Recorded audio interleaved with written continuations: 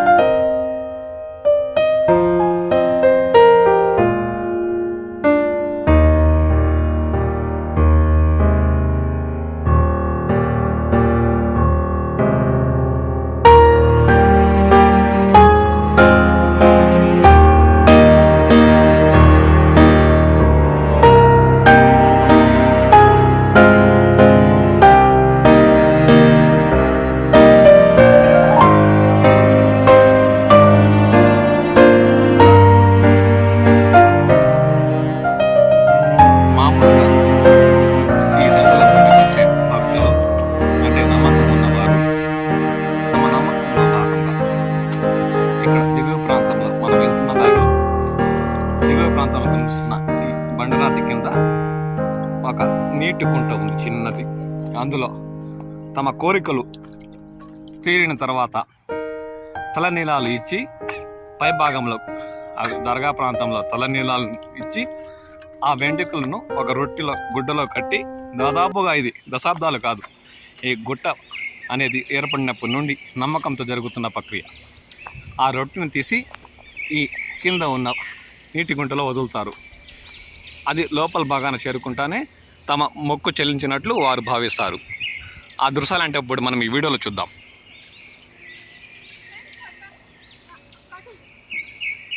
మీరు చూస్తున్నదే ఆ నీటి కుంట. అంటే బండరాతి కింద అది ఎంత లోతుకుంది, ఎంత వెడల్పు అనేది దేవుడి కెరక, మనకు తెలియదు. కానీ ఇది ఎన్నో దశాబ్దాలుగా ఇక్కడికి వచ్చే భక్తులు అంటే నమ్మకం కలిగిన వారు తమ కోరికలు తీరిన తర్వాత ఈ బండరాతి కింద ఉన్న నీటి గుంటలో తల నీళ్ళతో కలిపి వారు తెచ్చుకున్న రొట్టె మొక్కను వదులుతారు. అప్పుడు వారు కోరికలు తీరినందుకు మొక్కు చెల్లించినట్లు వారు భావిస్తారు. ఆ దృశ్యాలను ఇప్పుడు మీరు చూస్తున్నారు.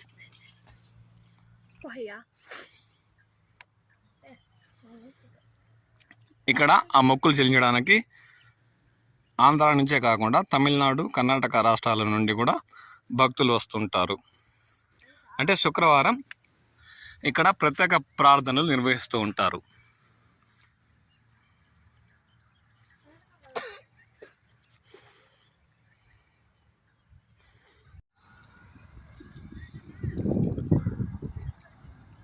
గుట్ట ఎగువ ప్రాంతం నుండి సాయం సంధ్య వేళ సూర్యాస్తమయం, సూర్యుడు కొండలకు ఆపై వైపు తొంగి చూస్తూ కిందకు వెళ్తున్న దృశ్యాలు ఇక్కడ ప్రకృతి ప్రేమికులకు కనులకు కనువిందుగా కనిపిస్తాయి. ఆ దృశ్యాలను ఇప్పుడు మీరు చూస్తున్నారు. ఇది నేషనల్ హైవే, జాతీయ రహదారి ఘాట్ రోడ్. ఇది అంటే చిత్తూరు నుండి కర్నూలు వరకు జాతీయ రహదారి కావడంతో ఈ ఘాట్ రోడ్డు ప్రాంతం ఎప్పుడు రద్దీగా వాహనాలతో వెళ్తూ వస్తూ ఉంటాయి. ఆ దృశ్యాలను మీరు కొండ ఎగువ ప్రాంతం నుండి గమనిస్తున్నారు. సాయంత్రం సంధ్య వేళ చల్లని గాలులు వీస్తూ ఇక్కడి వాతావరణం ప్రకృతి ప్రేమికులకు చాలా ఆహ్లాదకరంగా ఇస్తుంది.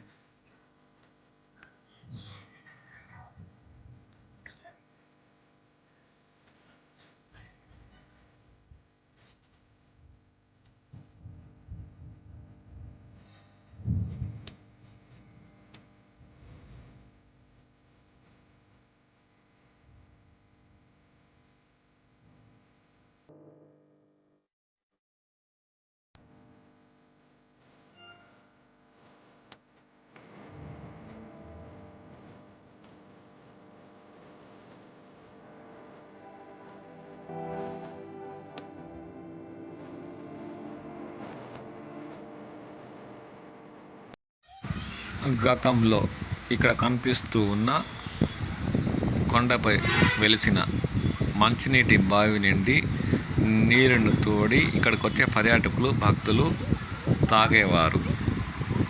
ఇప్పుడు ఈ బావి వాడకంలో లేదు. అందువల్ల దీనిని క్లోజ్ చేసేసిన దృశ్యాలను మీరు ఇప్పుడు గమనిస్తున్నారు.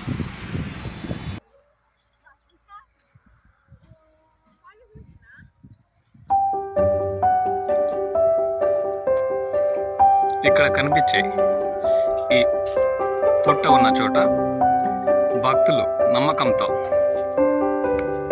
పుట్టపై చేతులు పెట్టి తమ కోరికలను కోరుకుంటే జరుగుతారని నమ్ముతారు. అది ఎంత మాత్రం నిజమో అబద్ధమో వారికే ఎరుక.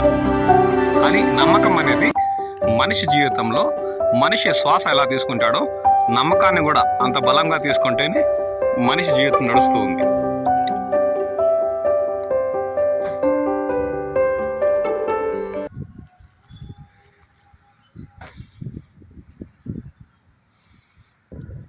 అలాగే దశాబ్దాల చరిత్ర గల ఈ శేషావళి దర్గా గతంలో అయితే దాదాపు నాకు తెలిసి నేను చిన్నప్పుడు 40 ఏళ్ల క్రితము ఇక్కడ కుల మతాలకు అతీతంగా ముస్లిమ్స్, హిందూ సోదరులు వచ్చి పిల్లలు లేని వారు ఇక్కడ కోరికగా తమకు పిల్లలు పుడితే, ఆడపిల్ల పుడితే సైదాని రకరకాల పేర్లు పెట్టుకునేవారు. అదే మగపిల్లవాడు పుడితే సయ్యద్ బాషా, సయ్యద్ షా, శేషావళి అని రకరకాలుగా తమ పిల్లలకు పేర్లు పెట్టుకునేవారు. అలాంటి నమ్మకంతో ఈ ప్రాంతం ఎంతో పేరు ప్రఖ్యాతుల్లో అప్పుడే కలిగి ఉంది.